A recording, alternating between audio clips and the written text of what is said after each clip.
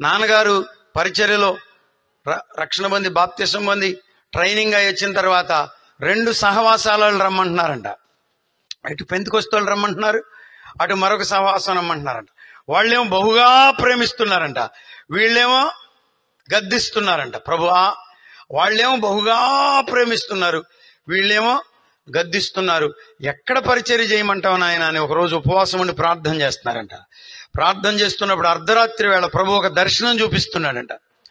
అర్ధరాత్రి వేళ ఒక దర్శనంలో ప్రభు చూపిస్తున్నాడు. 2 స్త్రీలు ఉన్నారంట. ఒక స్త్రీ పూలు పెట్టుకుని ఏవేవో పెట్టుకుని చాలా వార చూపులు చూస్తూ కనుసైగ చేస్తుందంట రమ్మని. ఇటు ప్రక్కనేమో ఒక ఆమె ముసుగేసుకుని ఒక్కొక్క బొట్టు కన్నీరు విడుచుచు ఈమె పిలుస్తుందంట.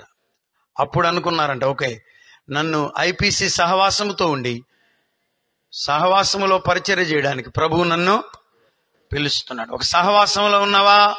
ప్రభు చిత్తానుసారంగా ఉంటే నీ పరిచర్య వృద్ధి చెందుతుంది.